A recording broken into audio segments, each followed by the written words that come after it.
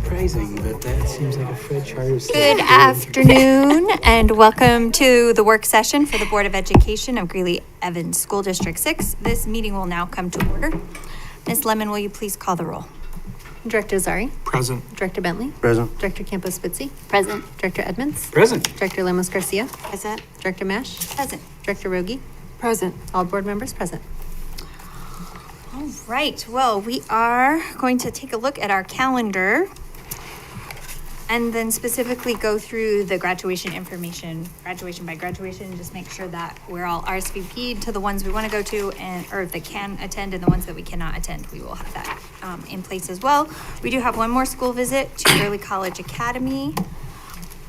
There's some special events, Special Olympics, track meet, Dia de los Niños at Billy Martinez, and Meeker Leadership Discovery Night. But we have a couple more school visits, also Scott Elementary. Once again, I'll draw your attention to May 6th, the D6 retirement celebration. That's a really wonderful way to celebrate all of our outgoing educators and their illustrious careers here in District 6. Okay, so yes, please just take a look at those. As always, try to get your RSVPs to Ms. Lemon at your earliest convenience. But then if you'll look at the other printout of all of the graduations, dates, times, locations, and attire, that's an important one to take a look at. So the first one, Jefferson, on May 20th, 6 p.m., District 6 Stadium. This is business attire, so what you wear to the board meetings is appropriate. I have a TBD. I will not be able to attend that one, so I will make sure I am appropriately. Just gonna pull up my calendar. Does everyone else's RSVP look correct? President Mash, as we go through these, the board member who is in italics, that is the ambassador who will read a speech. It's a short pre-scripted speech that I will share with you. Okay, so Mr. Azari, you are for the Jefferson graduation. Okay. D6 Online Academy is at Northridge High School Auditorium. We will wear a regalia for that one. And Dina, you will be accepting the class that day. And looks like you are the lone attender to the Frontier graduation on May 21st, Dina. The other TBDs, does anyone want to change their? President Mash, that does overlap. So we Okay. have the D6 online ceremony at 6 and then the Frontier ceremony at 7. Okay. So I think you may want to choose one. I think I'm a no. Okay, sounds good. You're a no. Because you're accepting the Well, class and at Kyle- D6 online. Yeah. So said Just yes clone to you. online. So I think Well, that, I can switch over to Frontier. So if we need a board rep, if it doesn't work for Kyle or Robin, I can go, I can do Frontier. okay. Yeah, I'm not gonna go to that one. Okay, well, it's I'll check my schedule. It's really your preference, because Right. I don't think that when there is a traditional school graduation, I don't think the charters have any expectation of board members giving up their traditional Okay. school graduations to be at a charter graduation, but when we can be, we try to make it. Okay, well, then I'll probably keep my So I think RSVP that's as totally is. up to you. Yeah. Sounds good. Moving on, Friday, May 22nd at 9 a.m. at D6 Stadium. Wearing our regalia will be the Northridge graduation with Director Campos-Spitzy accepting the class. I'm trying to open my calendar so I can update because I have a couple of TBDs here.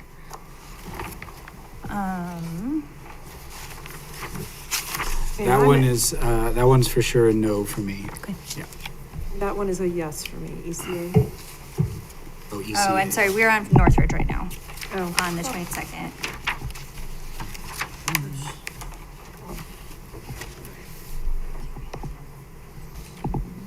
Okay, I am also unable to attend that one. And then, yes, ECA that afternoon at 2 p.m. at the. Natalie, you're a no at Northridge? Yeah. Okay.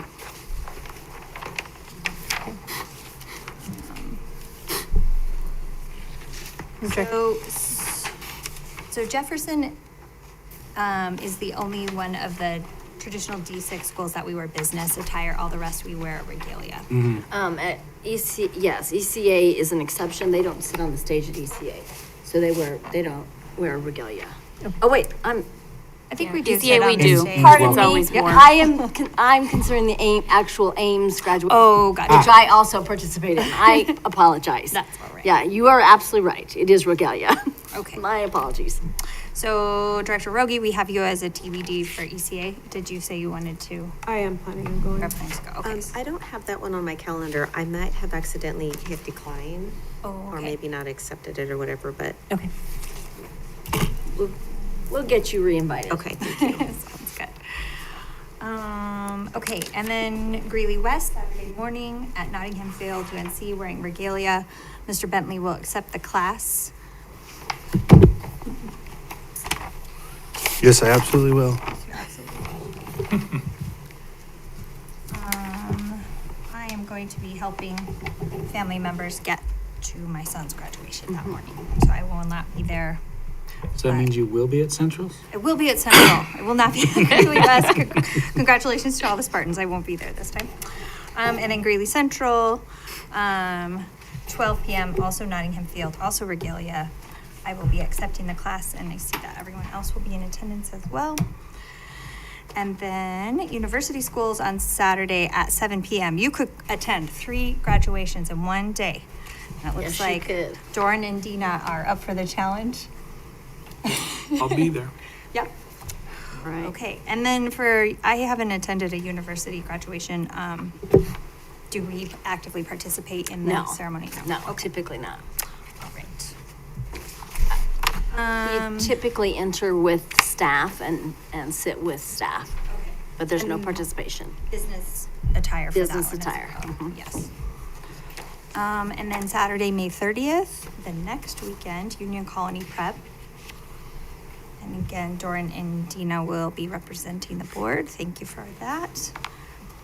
And then a little later in the summer, June 19th, the GAP graduation at District 16. I did not go far enough. That is a yes for me, absolutely. For the Thank GAP. you. Yes. And I will be out of town that day. Sorry to miss that one as well. I'll have Miss Lemon reach out about Union Colony. Unless one of you know, I've never been able to attend theirs. Do we know, do you sit with staff? Have any of you attended before? So Miss Lemon will reach out. I did 1 year. It was you wear the garb and you do sit on the platform and accept. Now, this says business, so let's, I'll have, thanks, Wes, and I'll have Amy check for you, Director Azari and Director Lemos Garcia, and see what. Double check about regalia and double check about where you join them up and where you're seated. I'm sorry. For the gap, I'm a no. And then I'm confused about, there's one that I'm supposed to accept the class, but I am real confused about which one it is. Yes. I actually don't. You are accepting the class at the ECA graduation, Oh, which is on Friday, May 22nd at 2 p.m.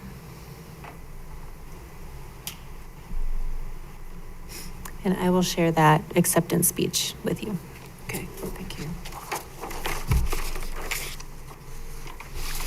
Do we get a copy of what we're supposed to say before? Okay, thank you. Yes. You will, and they'll have one there for you too, typically. Okay. yeah, and for Director Lemos Garcia, it is a little challenging in the stadium because you hear the echo. So you just really have to focus on what you are reading and saying, or you could, Right. I've never brought earplugs. I wonder if that would be helpful, because then you could only hear yourself, but For Northridge's. Okay. yeah, just so you know Not a that bad that's idea. gonna happen. Because you start speaking and then you're like, whoa. It happens, yeah, it comes back to you, so you're like talking back to yourself. You just have to get started and keep going. Yep. Yeah, and speak slowly, I think helps. Just too. pretend you are your own child and you're just ignoring them while you're trying to have a conversation with another adult. Yeah, there you go. All right, is there any other discussion on the calendar? The thing at Billy Martinez Elementary, It's just, I understand it's just pop in whenever you can type thing. Okay, so there's not a time that like board is Sounds gonna like be it's an there all-day together. event and you Okay. just- Has anyone done that before and know if there's like a peak time that's like the most exciting? I think this might only be their second year doing it. Okay. Well, I'm excited to see it in action. I'm not familiar with the Rising Artists Project. Do you know what that is, Ms. Lemon or Dr. Pilch? So this is a collaboration with I believe it's the Dance Collective, and we have some of our gifted and talented students who will be performing there. So Doran's going to speak at it. So we're excited to celebrate some of our students and the opportunities that they have with these community collaborations. Okay, awesome. This is a ways away in June, but the UNC legislative wrap-up, I think many of you went to the UNC legislative preview. So this will be a wrap-up. Here's what was accomplished, here's what was tabled, here's what some of it means for District 6 and higher ed and business community. The various lobbyists will, and sometimes legislators will be there as well. The ones that said that education is off the table for cuts. Yeah, well, so far they're seeming Okay. to be 55 right, minutes? right? We'll see, we'll have Depends on that how you look at it. official here pretty soon, right? When does the May 14th. 2 more or weeks. something like more weeks? May 8th, which is a Friday, actually around the same time as Fred Chartis. Chapelo is having a performance of their Ballet Folklorico, which is like their Mexican-American dance group. So that's at 6 p.m. on Friday, May 8th. 6 p.m. Mm-hmm. I'm sorry, where is that at, Brenda? At Chapelo, Arts Magnet. Thank you. Get that on your calendars. Thanks. I hadn't seen that yet. Okay. Well, we will move on to board member comments, and I will start with Rogi. Yeah, not quite as much this time, but since the last board meeting, I attended the city address at the UNC Commons, and that was interesting. It was very controlled and contained, would be my comment about it, but yeah, it was interesting. And then the visit to the nutrition services on Monday, April 20th was a great experience. I enjoyed so much seeing how they do that and the attention that's given to making as much in-house as they can and using fresh foods. And so that was really impressive. And then last Saturday, the 25th, I attended the Boys and Girls Club fundraiser, and they did a really nice job with that. It was fun to sit with District 6 people, and yeah, it was a good night. Thank you. Director Lemos Garcia? Yes, similar things as Director Rogi. Attended the city, I don't remember the title of it, addressing the city of Greeley, which was very interesting, how they were at the table and how they shared components of the city and then had a video that followed it. I thought that was very interesting and well represented. I also visited the nutrition services area, and that was so awesome. It smelled so yummy in there when they were cooking their food. So great tour there. I attended the elementary art show. I couldn't tell you the date because I feel like all my days are running together at this point. I did see a lot of the art that the students made, and of course it's downstairs. One of my favorite pieces of art is there was this paint container, and they put a picture on the top of the paint container, and you could open it up, and then it described, or children shared about themselves, and I just thought it was so interesting of how they framed that. So that was one of my favorite pieces to see. And then the Boys and Girls Club dinner I also attended. I believe the person who is our state champion, I think it's Jesse. I think that his name, and please forgive me if I said the wrong name, but his speech was just so touching. And I jotted a couple things down that he said, and it just was really transformation for us to understand how impactful the Boys and Girls Club in lieu of District 6, right? So they don't do it alone. And so for me, it was just such an amazing opportunity to just hear one person's story when you know there's a multitude of stories out there just like him. So I enjoyed that as well. Thank you. Thank you. Director Azari? Yeah, I also attended several of those things that have already been reported out on the elementary art show, for instance. But I'd like to just give a shout out to the folks that put that on, and especially the people that work down here at the district who take care of the building. That's a lot of work to go through to set that show up, especially our elementary art teachers for what they bring to the district. That's just great, and it's attended by hundreds and hundreds of parents and kids, and they're so proud to showcase their art and show their friends and all that. So great photo moments that evening. Nutrition services visit, that was remarkable. I don't think I've ever seen that kind of meal planning and preparation on an industrial scale like that outside of the military, my service in the military. And it is run very efficiently. I was very impressed by that. I also attended the ROTC Annual Awards Night. I do that traditionally. That event, I gotta say, the ROTC cadre and administration in Northridge, they really produce an event of excellence, which celebrates excellence. And that's really great. Most notably, it is a community event that involves many people who have given of themselves in service to our country. So it's real touching as well. I do need to report out, I am the board member that attends the CASB Legislative and Resolutions and Advocacy Committee. I know that we'll have a legislative report this evening of some sort, I'm presuming.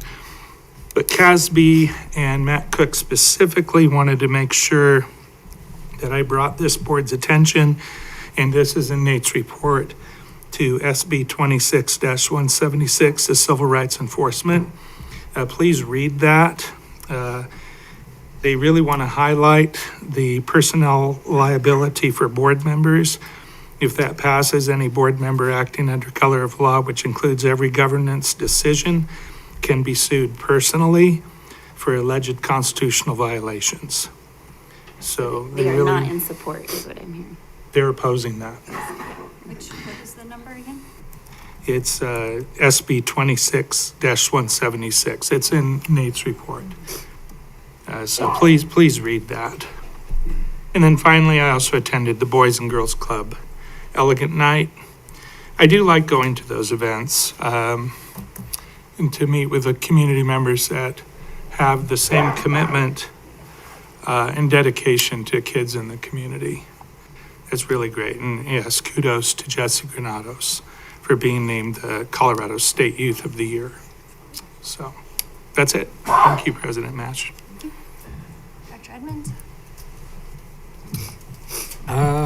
Yeah, just the nutrition services, very appreciative for what our nutrition services do every day. I think Danielle had mentioned that they were at one point doing like 7,000 or 9,000 meals a day, and now they're up to like 23,000 meals. I mean, it's phenomenal to think that level of work that they do every day. I loved the shirt that the gentleman was wearing with their recipe for the cheese sauce that goes into everything.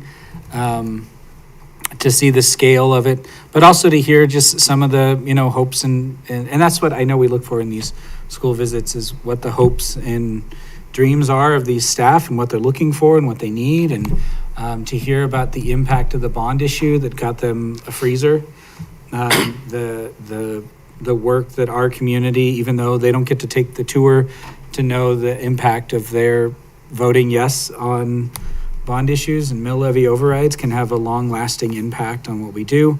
And I've always admired what the nutrition services team does there, and under the leadership of Danielle Bach. And then I got to watch Seussical Jr.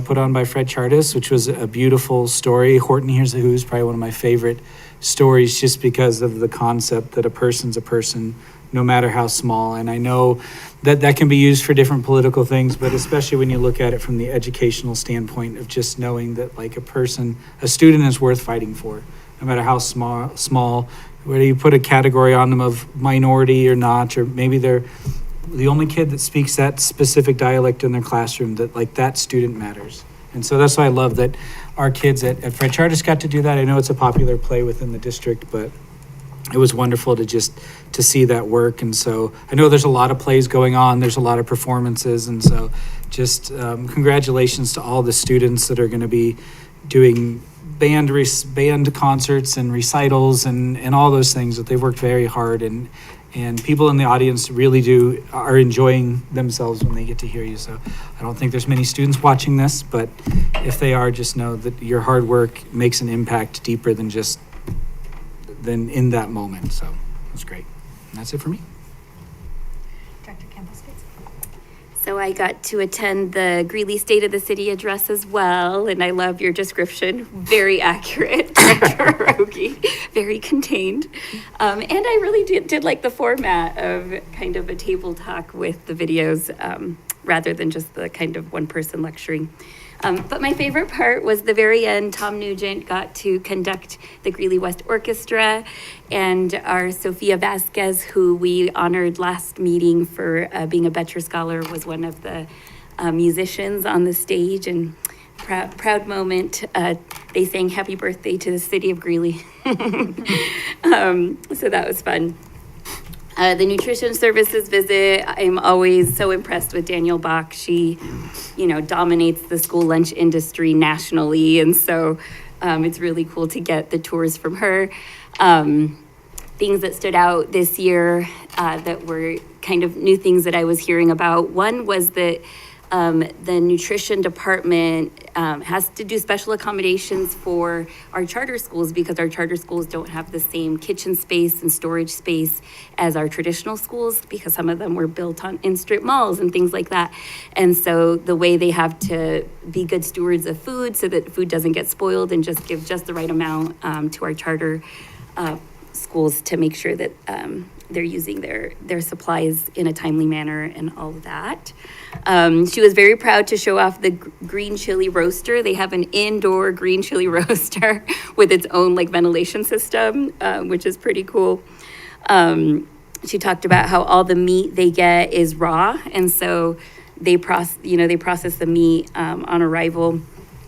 And let's see, she also spoke about the transition students coming into nutrition services and helping individually pack snacks so that our kiddos in elementary school get snacks, healthy fruit and vegetable, individually packed snacks during the day. And she said they really wouldn't be able to provide those snacks without the transition students helping out. So that was cool to hear. Other things from the last couple weeks, my kindergartner came home with a Black Hill spruce and this cute little pin that says Assistant Arborist for the City of Greeley Forestry Department.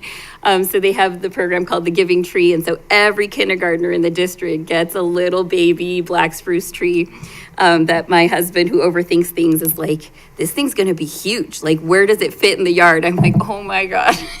In 100 years it'll be big, but I think we can handle it for 20 years in our yard. Ours is taller than our old house, and it started out this big. And I didn't plant it too close to the house, I will say. It's very important to decide. Okay, fine, he's got a point. He's watching. Yes, that's right. And then I think I heard you mention, Director Rogi, before the meeting started, of all the prom pictures that are out on social media right now, and I've really been enjoying those. And I happened to go to Pellegrini's during Greeley West prom night, so there was a lot of beautiful girls and handsome young men escorting their dates and eating yummy Pellegrinis. So anyway, it's been a fun couple weeks. I had a question. Are we still getting the intercom? Or We have paused Okay, it's intercom paused. some. Mhm. But let's double check to make sure it's getting emailed to you all. I wonder if that was a separate email that maybe hasn't been happening. So we're not doing it every week, but it's been about every other week. So let me check on it. Yeah, I think the last time I got it was March 27th. Oh, okay. We'll check on it. see where we are. Vice President Bentley. Yeah, I went to the city state address also. It's nice to see a bunch of familiar faces, and they did a great job, like Director Rogie said, of keeping it contained. I got to see the design of the new district building also while I was there, so that was fun to see a bunch of the renditions of all the buildings downtown that they're looking at. April 16th, I am our board representative for the Centennial BOCES. They had their monthly meeting. Not much to report back on that. They're kind of in the same way. Everybody looking at reducing their budgets and saving money and cutting costs. Pretty typical, it seems like. And then I also was able to attend nutrition services. The only thing I think that nobody's mentioned is the expansion of the farm fresh food program that they've taken from $2,500 to $500,000 and supporting local farmers and bringing in fresh produce. So I think that's something we should cheer for a little bit too, for sure. It's pretty cool to see a program like that implemented. So that's all I have. Thank you all for sharing, and I have missed a lot of events. I scheduled my work schedule around all of the track meets, and unfortunately my senior is having surgery this week on his football injury. So we're not going to the track meets, but anyway, thank you all for, I guess, excusing me as I have a senior and don't want to miss anything. The one thing I did get to attend was the celebration of life for the Toytons, for Bob and Betty, and I knew, just the tiniest piece of their impact in Greeley, and I didn't know really much at all about Betty. So it was really fun to hear their beautiful marriage, where she had some of the ideas, he had the ability to make them happen with his professional capacity. But it was really fun to hear their impact in higher education, District 6. I knew that they were responsible for kind of helping to revitalize downtown, but I'm pretty sure it saved it, just really had that passion, and that the downtown is the heart of the city and it needs to flourish, and have just jump-started so many small businesses. So that was a really beautiful tribute, and I'm glad that I got to be there. And one of the things that stood out was that this person said that they had never heard Betty say a mean thing about anyone. And I was like, I don't know if that could be said about me, but I would love that to be something that someone could say about me in the future. So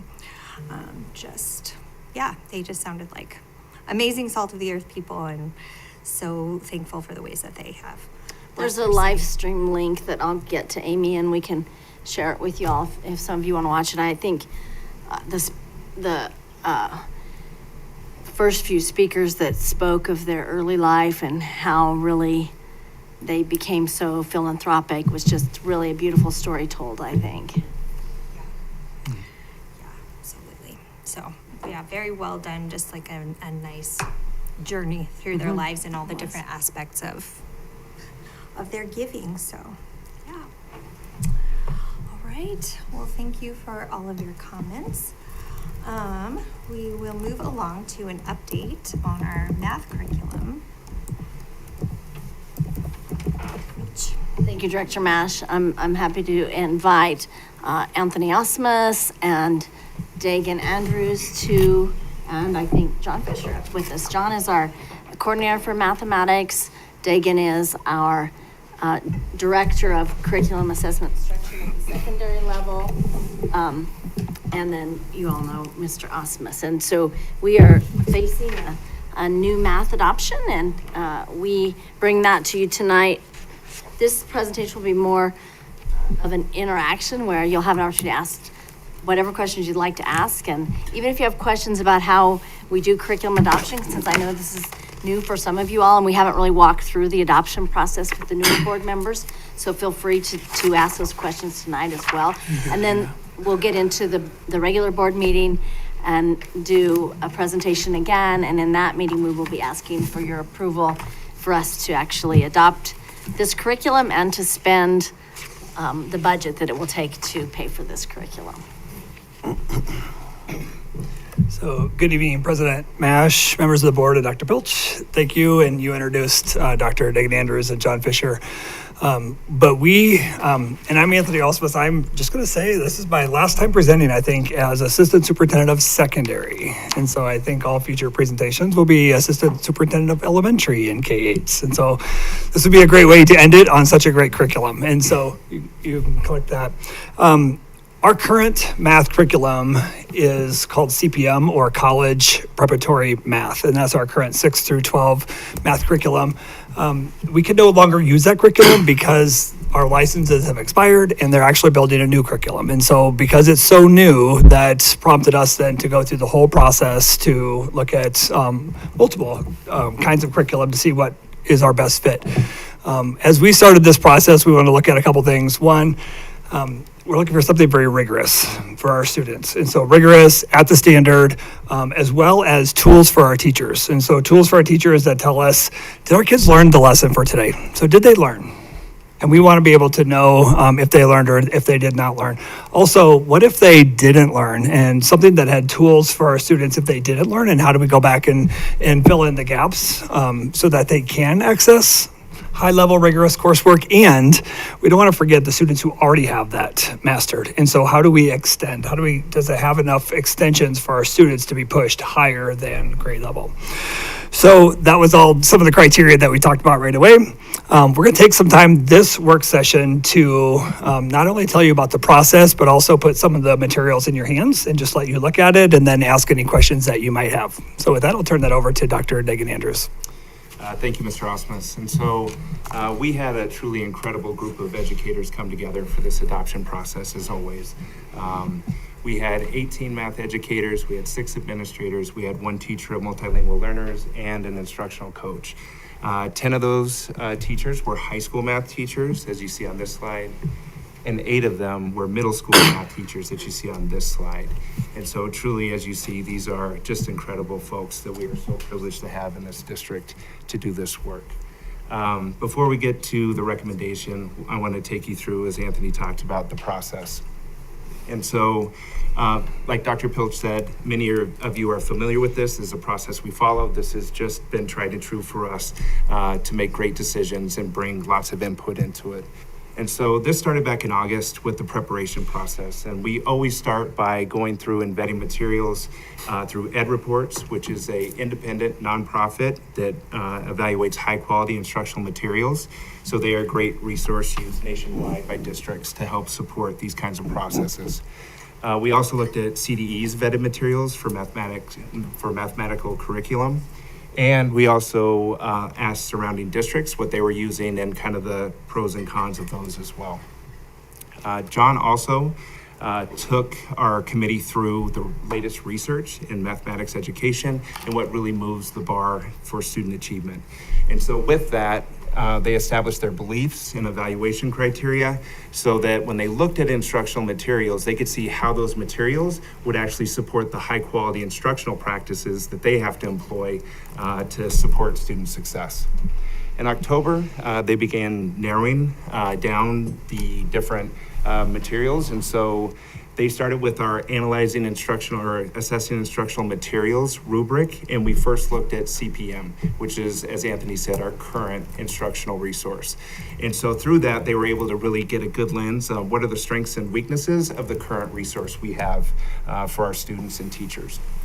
We also have new standards here in 2026, and so they studied the new standards and made sure that the resources would be in alignment with those standards. And then from there, they narrowed down to 5 instructional resources that the committee reviewed. We brought all of those 5 vendors in. We engaged with them so that teachers, after looking at paper screens and going through that process, they could ask deeper questions. So if there's something they didn't find through their paper pencil review, they were able to ask questions and find out more about those materials. Through that, they narrowed it down to 3 different resources. And so that's when we started in November and December, the pilot process. And so we had pilots across our system where teachers were able to use the materials directly with students, get feedback from students and their own experiences by putting those curriculum materials into play. They also were able to, based upon those experiences, go back to the rubric and look at their scores and see if they needed to adjust them based upon their in-practice experiences with the curricular resources and how students were responding to them as well. We actually had over 500 students provide us feedback, which was fantastic to get their feedback as well. Is this where they engage the whole class, or they pick particular students to do that? With the class. So Okay. they did the lessons with the classroom, yes. Thank you for asking the question.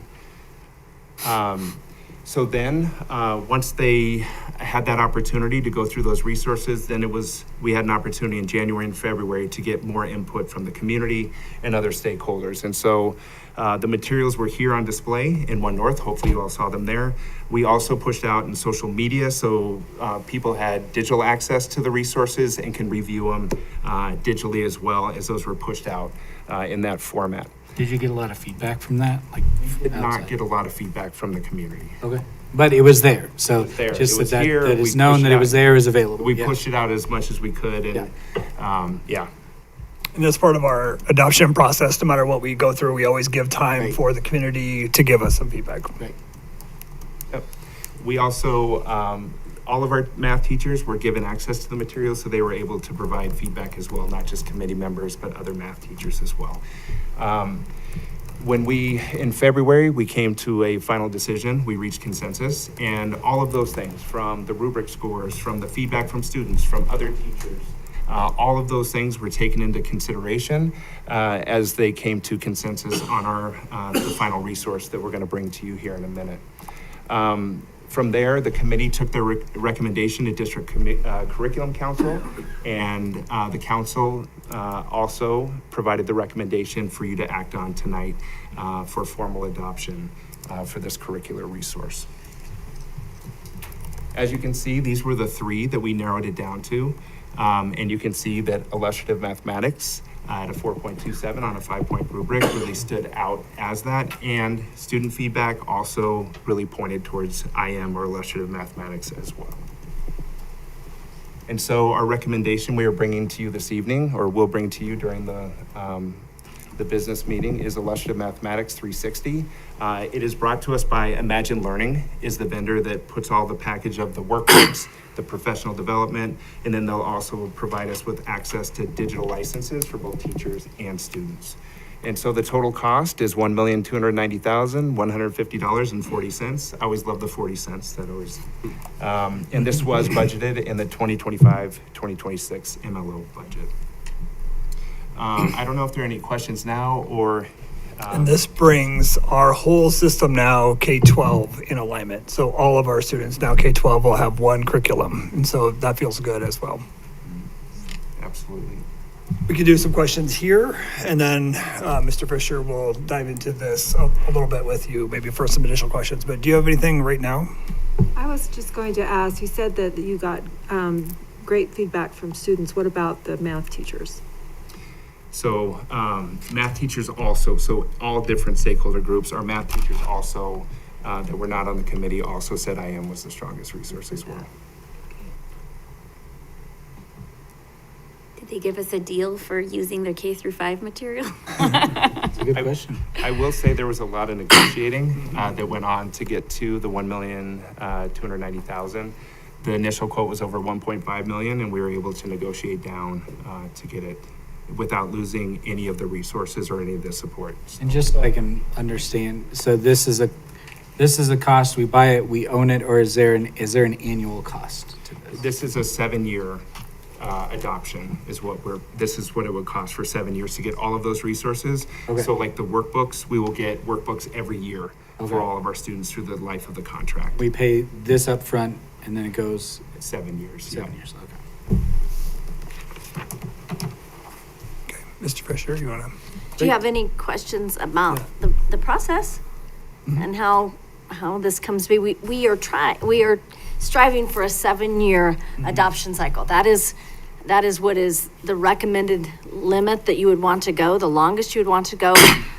Over a decade ago, we might have had even 12, 15 years between curriculum adoption. So this was a big part of our first mill levy override, and then the renewal of our mill levy override was to have an ongoing revenue source so that we can continue our curriculum adoptions and maintain an up-to-date curriculum. We have had to pause it a couple of times because, as you can see, some content areas are very expensive. Literacy being the most expensive content area. And then in some years, though, we can adopt some of the elective area curriculum in several elective areas in 1 year, if we're not doing another major core subject adoption. I'm curious. So to me, like math, I don't know how long like algebra existed, right? Since like the word. Isn't math just math? Right. Isn't math just math? Like how is there an update? Like, you know, there's no like new numbers. You are speaking Mr. Fisher's magic language, Dr. Campos-Fitzky. So I am curious just because I'm not in education the way you guys are, like what evolution you've seen, what changes, what's new? Good segue. So my response to that would be that math isn't changing, but the world's changing. And so the ways that students are going to use math is changing significantly. And whereas, I was one, maybe you also had a teacher in high school that said, well, you're never going to walk around with a calculator in your pocket. Well, now we do, right? And way more than that. And so we have to, the skills and competencies with the same mathematics that students need are shifting. And so that's why the resources are changing, is to align with a changing world. And I think we'll go into great, go ahead here. So what I've got in the packet for you here is just a small collection of a few examples of what Mr. Osmus was talking about in terms of the needs for supports and extensions for students. This is not everything, but without getting too deep into the weeds for you, I wanted you to just have a sense of what this resource contains for our teachers. So I've got a couple examples here of instructional supports that are provided before instruction, during instruction, and after instruction takes place, so that we have lots and lots of opportunities to support students' needs as they're learning and going through the units. So the first example is before instruction, and you'll see on the back side of the second page that this support hinges on a pre-assessment given to students before the unit. It's optional. It's certainly something teachers can choose to use, but it will give them a lot of power if they do give it to their students. And as you scroll down and you see on day 5, you'll notice that instead of starting with A1, which is Algebra 1, it starts with an 8. So this is showing teachers exactly where to weave in some previous grade level content as they go through their Algebra 1 unit to support students if they scored a certain way on the assessment or the assessment showed particular needs. This is really helpful because a lot of curriculums approach remediation in the sense of a few weeks of instruction before we start our Algebra 1 instruction. But this is different because it says, no, we're going to start with Algebra 1. No matter what learning gap students come in with, we're going to start the unit, but then right in time when students need it, that's when we're going to provide the support that we see that they need through the assessment results. That allows us to stay a lot more on pace for grade level instruction and to still support students up to the level of grade level instruction. We hear sometimes teachers will say, oh, they have so many gaps. We'll say, well, what are the gaps? I don't know, but this may answer that question. So with this pretest, we can say, what gaps do they have? Well, let's go back into the data, and so that we can be very targeted and specific with what we're offering students to scaffold them back up to grade level. So the next example I have for you is there are a few kind of just snapshots of what support might look like for a teacher who's teaching the curriculum. This resource is widely regarded as the industry standard in terms of what grade level instruction looks like. In fact, there's several other organizations that use this resource as the bar to show people what does grade level instruction look like for different courses and grades. So we know that it's rigorous, but the other challenge is, well, can we support students up to that level of rigor?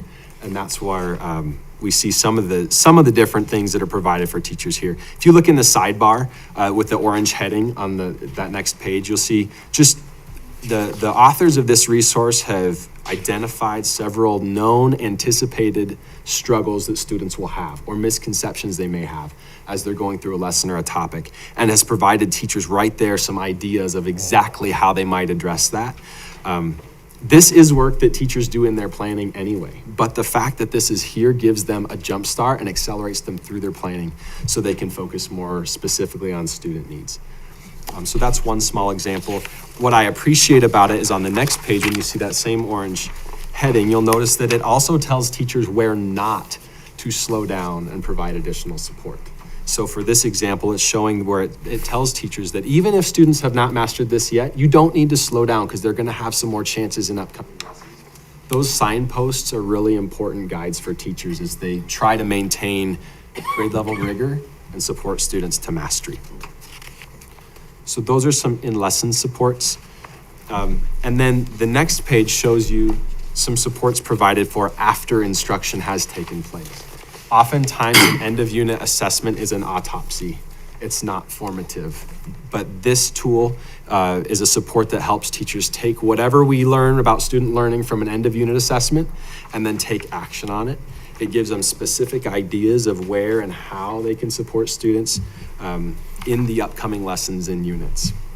That is, again, planning that teachers do anyway, but this accelerates them through that and just gives them a really, really good foundation to build from. So those are a couple different levels of support that are embedded in the resource. The last page where you see the red plus sign and the "Are you ready for more?" This shows one of the brilliant ways that extension is woven into this curriculum. It's not a separate book. It's not a separate program. It's in every single lesson in the workbook in front of every student, so that students who are ready to take on more challenging problems that go beyond the expectation of grade level already have it right in front of them, and teachers can direct them to it and support them to it. Just a really great way to help all students get what they need from a lesson. Staying within this curriculum, especially as you have kids moving like K through 5 and then they go up to 6. Is there like a need for each, like does each student have like a math profile, or does a lot of that really get covered in those pre-tests where they test them and they say, okay, this is what they've carried over from the lesson in 5th grade, here's kind of where we start in 6th grade? It's a really great question. It's one of the advantages of being K-12 in the same instructional platform, the same curriculum, is that the data that we have from student learning from previous years will still be accessible in that platform. So we'll have a lot better information. We have that information now, but now it's going to be at their fingertips in a familiar platform. And is that class-wide or like each student, like they can say, hey, this student seems to be struggling with this, and they can go back and look at that student's like data there, or is this kind of like grade level by grade level? Yeah, that's a great question. I think based on the way that this is working in our K-5 right now, because we don't have it 6-12 yet, teachers are able to see previous archived data for the students they currently have in front of them. Okay. According to some limited research that I just conducted, I'll ask you the question. Yeah. Okay, I'm sure you guys have discussed this. So it says, while praised for fostering mathematical discourse, some users find it fast-paced, requiring significant teacher preparation and supplemental practice resources. So can you talk about that? Totally. So those are two different components. One is teacher preparation, and the other is practice. So I'll address them both. The first one, teacher preparation. Part of the reason we've gone with the specific vendor we have is that they have a lot of resources compiled for teachers that the curriculum itself does not come with. So this is an open source curriculum, but it's packaged by a vendor that gives us a lot of additional resources. Those are things that can address some of the planning burden to give teachers more time to dig into the content, because the content for teachers is developed in a way that may be unfamiliar to some of them, or less familiar just in the way that it unfolds. And so the fact that we will be able to hand them slides to use during class and hand them some of these planning supports reduces some of the workload and allows them to focus in on some of the other components. The other piece of that, though, is we are aware of the need to really provide some deep professional learning to teachers. And so we have a plan to support our teachers in not only learning the curriculum itself, but learning how to use it with our students. And so we've built a plan that's going to allow our teacher leaders to be in classrooms, in District 6 classrooms around the district, and working with specialists from the curriculum resource to develop professional learning for all of our teachers. So that's the first piece. In terms of the additional practice resources, this publisher does give us some additional practice beyond what's already in the source curriculum. And there's other emerging tools. We currently have IXL as a resource, a supplemental resource in that. That's something that our teachers are already familiar with and using for additional practice, so that will still be available to them. And we have priority standards identified that help focus that additional practice. But there's also emerging AI tools in the platform that will continue to provide different practice opportunities for students. I want to just stamp what John said. So any curriculum that will have way more than you can ever teach in a year. And so that's part of what you're saying. And then what we have done is we have prioritized standards. So these are the standards that are more important. We spend more time here. We still teach all the things, majority of the things, but these are the materials, or these are the standards and the skills and the standards that we will teach more than everything else. And if I'm understanding correctly, what you have presented is that this mathematics curriculum will be throughout the system. K-12. Right, so vertically, we'll be able to become better aligned. Is that correct? And that will also address this teacher preparation problem. Correct?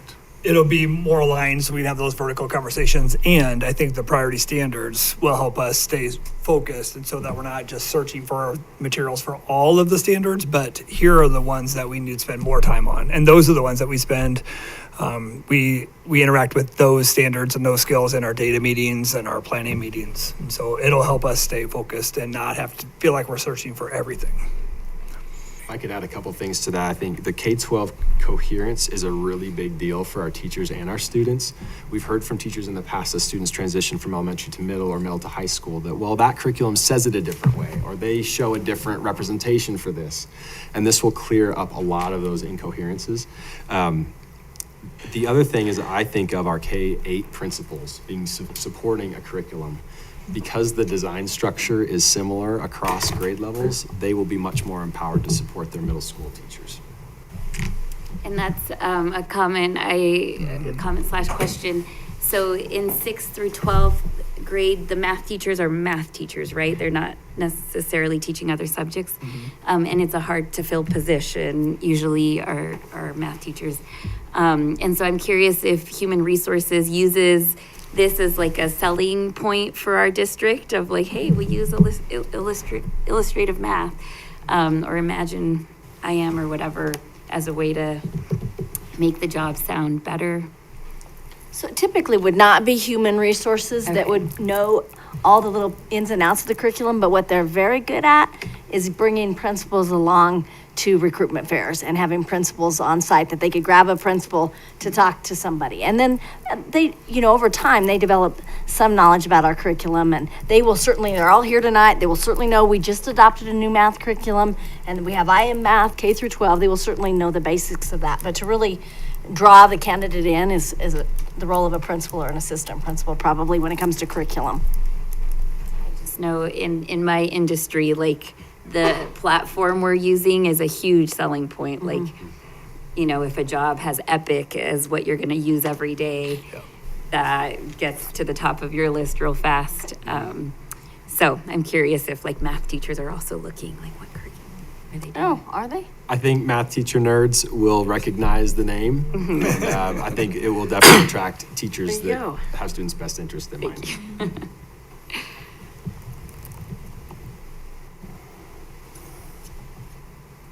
Well, as far as the process, I'll just add that, being that I've been in the district for a long time, that this is a very good process that we use in the school district. And I appreciate you incorporating the voices of teachers that are in the room doing this every day.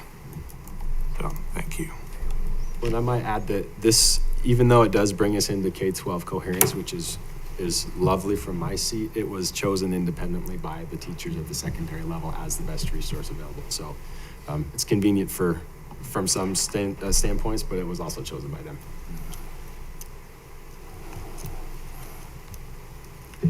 Thank you for the presentation. Yes, thanks for answering all our questions. Great questions. And I'm just grateful we didn't have to take a math test. I saw the questions on the last page. I was like, uh-oh. Thought about taking a sample pre-assessment, but I think I really appreciated your answer of math isn't changing, but the way we use it. That makes a lot of sense to me. And I did do a mentoring program, sorry, just a quick little story. Mentoring program, Kids Hope with a student at Shawsheen, and we were like solving the same problem. And she did it completely differently than I did. But my understanding is to the concept of math literacy, of like what, like you can carry things all day long, but if you don't understand what that actually means. So anyway, I think, I don't know, maybe the way I learned math was just like, here's how you do it. So just do it. And then maybe you understood it, maybe you didn't. But so, yeah, anyway, I appreciate that answer. That was helpful. And I appreciate that the idea that you go back, that there's a way to catch when kids are not getting those foundations. Is that, I think that's what happened to me. They lost me when they started substituting letters for numbers. Do not get that, so anyway. Well, and we all know we're gonna lose some of it over the summer too, right? Like, and when it all builds on each other, you're gonna need a little refresher on whatever piece. So, yeah, that's built in. Here's what concept you had to have mastery of in order to understand this next piece. So, yeah. Thank you. All Thank right. you. So we do not have Mr. Fall with us this evening. He sent us an email with his kind of updates. Dr. Bilch, you said maybe you had a little bit to add yourself. Let me get over there. And I'll get to that email if you have a computer. I appreciated Director Azari mentioning the legislation that CASB wants board members to be very aware of. So what you see before you that I think is, first I'll just point out that they will adjourn on May 13th. So we're coming close to the end here. As you look at the School Finance Act, you can see a lot of detail there around the School Finance Act and how the funding has been determined for us. I think there's no new surprises there. There continues to be the phase out of TREP, the elimination of Ascent.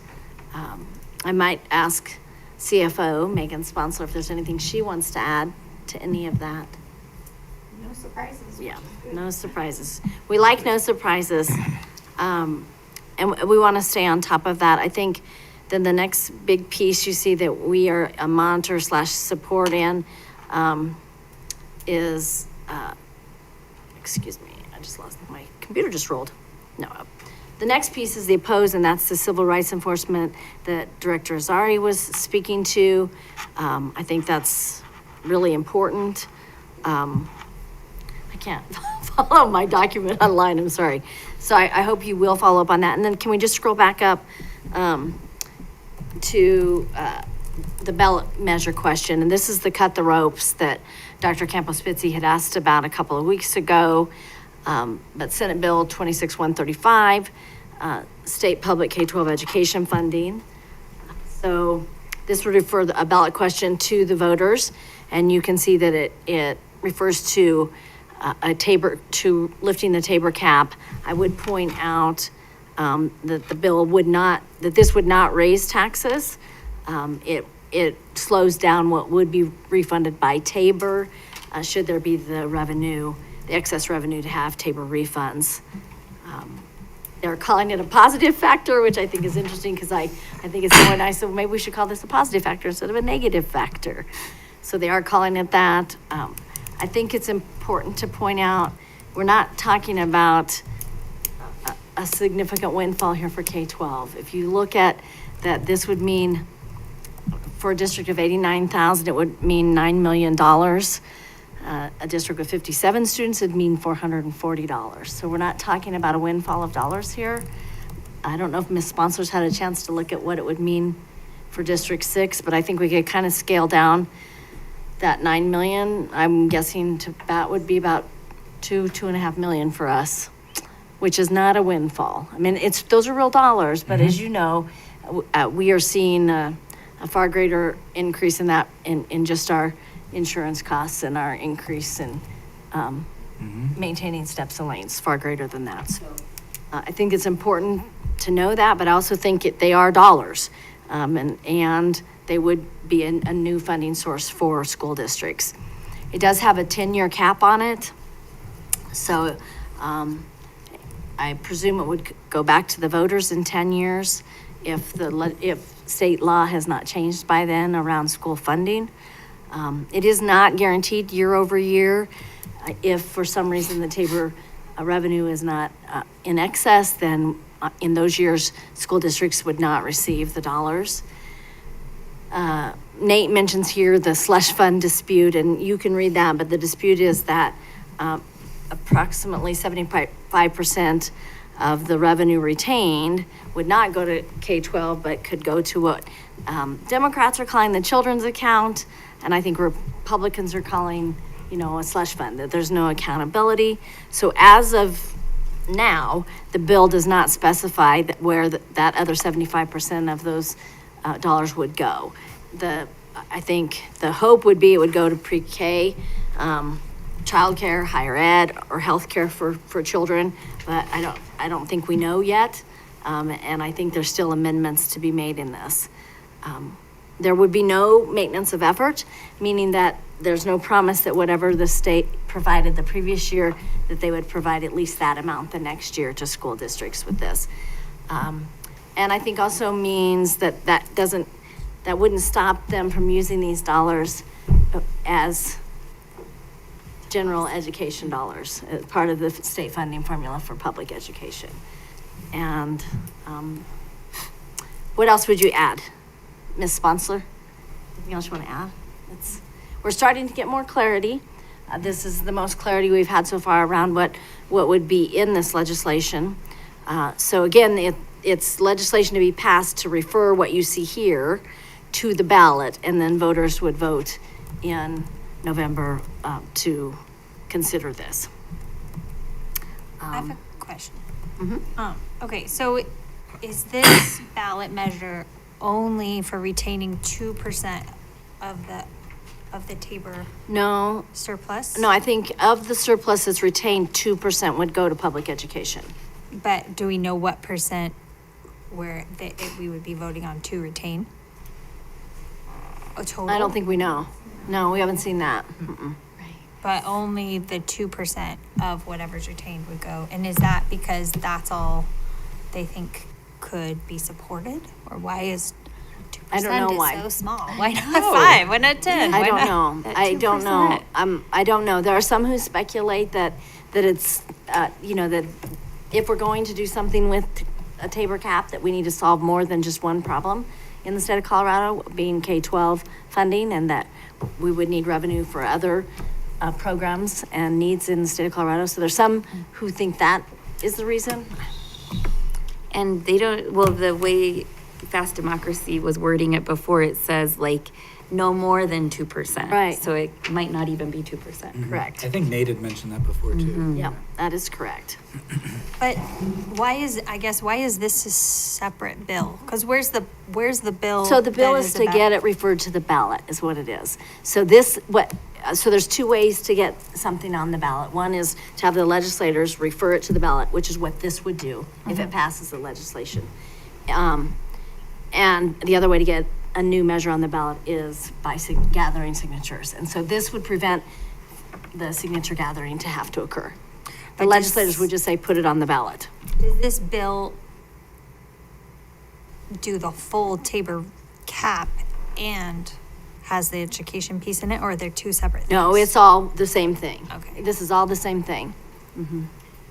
But it feels like, I mean, we've talked about it before, it feels like they're selling it as this like solution for K through 12, but then using the money, like the majority of the money, it sounds like, for other things. Like I think that's what bothers me. It feels not genuine. Like they're using K through 12 to like buy people's hearts, or like buy the votes because that sells, but then the money's not going to get used for K through 12.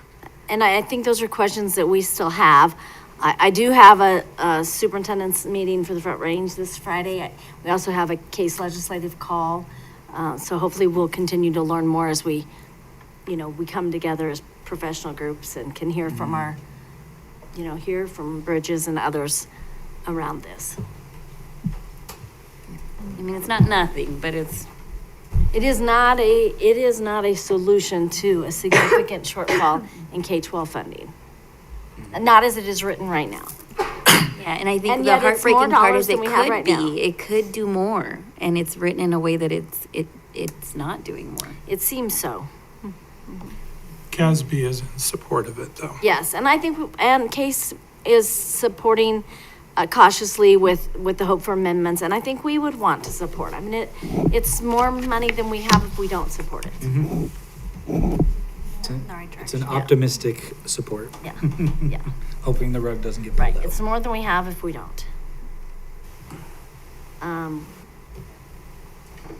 Then the civil rights enforcement, we mentioned that already, and I hope you'll consider reaching out on that. And then you can see that he's provided us just a brief summary of several other bills. This first bill is about asking those of school districts, well, all districts, to document how they're spending the additional dollars through the new School Finance Act that went to at-risk students. And so we have been a monitor on this, waiting to see what happens. Case isn't opposed. Really what we're watching for is, are we going to be expected to complete a whole nother set of accountability around the spending of those dollars? We feel like our school improvement plans, our district improvement plan should be documentation enough of how we're spending dollars for at-risk students, since much of our district improvement plan focuses on improving student achievement for our students who struggle the most. But we're still waiting to hear more on that. The next bill, we're also in monitor. This is the bill that would require school districts to ask not only for charters to participate, but ask them to present a proposal and then to share those dollars with charters through a bond issue, which we did, but we shared based on the facility master plan and the needs across the system. It wasn't, we didn't do like we do with the mill levy override, which is a per pupil amount the charters receive. We didn't do that with the bond issue. We based it on the actual needs of the different sites. So we're watching that one closely. We're still trying to better understand the off-campus courses and concurrent enrollment programs.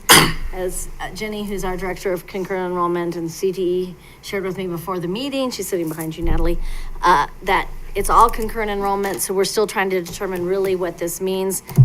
I guess the thing we're really looking for, as you can see, is fiscal implications, because if it means that when our teachers are teaching, we have to pay tuition, that's going to be a game changer for us on what we're able to pay for. Because currently, when our teachers are the teacher of record and they're teaching it at the home high school, we're not paying college tuition, and the university's not paying our teacher, or the community college is not paying our teacher, but the student has the opportunity to have that transcripted on their transcript as either college, as college credit. So, Jenny, anything else that you've learned on that? I think it's a higher ed situation where they're not counting those students in their numbers. I think it's a number. I don't know. We'll keep watching to see. Yeah. So we'll pay attention to that. And then the next one, we are a support to monitor on this. This would be a bill that would require school districts or organizations that receive dollars as a result of the scholarship granting organization opportunity, that there be some guardrails around that where they would need to follow non-discrimination and disability law to receive those dollars. So we'll continue to watch that. I think that is the least we could expect. Yeah, I am surprised we're not just fully supporting that one. That there's a support to monitor. Partly we want to see how it fully lands.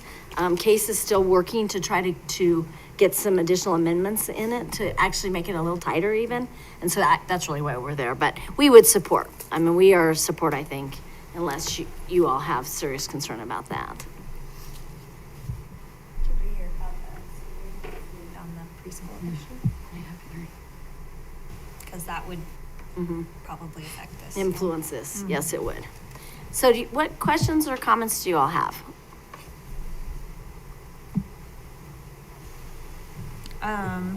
we still don't, we're still waiting for additional amendments for the ballot measure before we would potentially come and speak or support in person at the Capitol.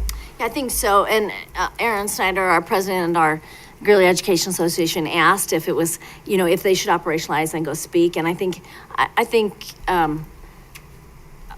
I don't know that it's going to be necessary. I think it will just pass. It likely will pass. It's sounding like, and we want to be certain to what it means for us before we really get out there in a big way. Okay. Put a pin in that. Mhm. Okay. But as you know, Director Mash, from having been on the board for several years now, I mean, there could come a time where it's like, this is going to be heard on Thursday, and, a couple of us need to go down. Yeah. I mean, it could happen that quickly. See who's available should that happen. Right. Right. We'll take former President Matthews. He probably says a lot of time to be flexible, right? He can It's be true, flexible. Join us. Can be found Yes. at his office. Yeah. All right. Any other comments on legislative updates? All right. Thank you for handling that piece, Dr. Hirsch. Absolutely. You gave me enough. I couldn't mess it up. Just read what I wrote. I couldn't mess it up. He took such good care of us. Yeah. All right. Well, let's debrief the work session, and we will begin with Director Campos-Nancy. Informative. I will say I'm disappointed with the cut the ropes. Like, I just feel like it's a missed opportunity that it could do so much more for K through 12. But,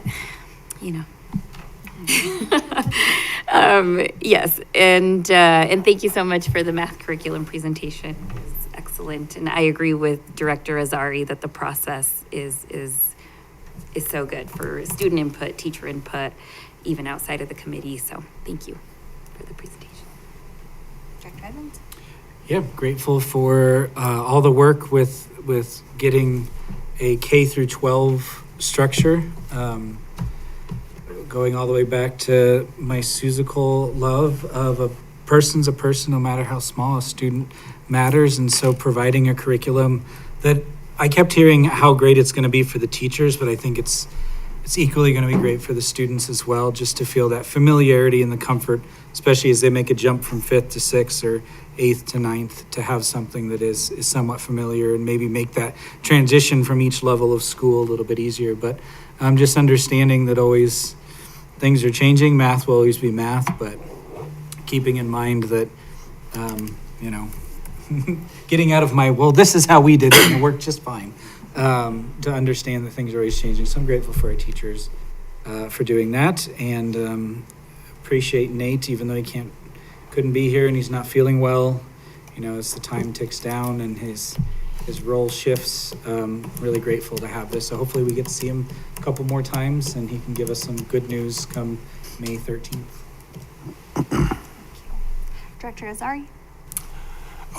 Just reiterating what's already been said. Thanks for the work on behalf of all the district staff in regards to the curriculum, and for Nate and Dr. Belch for presenting the legislative information so clearly. Appreciate it. Garcia? I would agree. Same sentiment with the math curriculum presentation. Appreciated the style of involving everybody. I think that's so important to just have information from all aspects. And then the legislative updates I always find that very intriguing. So I appreciate the links and the ability to dive in myself. Director Roby? Just yes to what has been said in terms of appreciation for the work on the math curriculum. That a lot of time was put into that, and a lot of study and checking with people in the district. So that makes us feel a lot more confident in moving forward with that. So I appreciate that, and appreciate the updates on the legislation. Yeah, ditto. Thank you guys for all your hard work. Excited to get into graduation season. Yep, I also agree. I'm excited for the continuity and the consistency with the math curriculum and legislation. Yep, we'll see how it all shakes out. So, thank you all. This meeting is adjourned. What would be great is if